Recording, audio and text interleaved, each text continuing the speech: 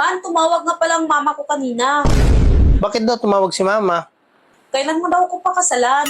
Nangako ka daw sa kanila na pagkatapos mo ako i-testing, papakasalan mo ko. Kaya nga, may testing eh.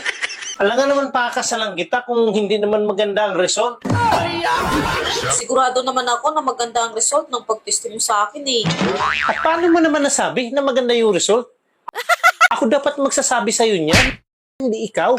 Bakit? Maganda naman talaga ang resulta. At alam na alam ko yun. At paano mo naman nalaman na maganda yung result? Ha?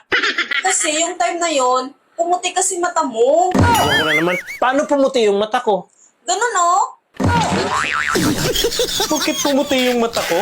Maganda na yung result at pakakasalan na kita? Diba? Yun ang gusto mo. Oo, ando na tayo. Pero ayaw ko sa babae na ganun kagaling. Sobrang arte mo. Yung iba nga, gusto nila magaling. Tapos ikaw ayaw mo? Sila yon, pero ako, ayaw ko. Bakit ayaw mo? Paano kung hindi nababalik yung eyeball ko? At puro puti ng mata ko? Di bulag ako.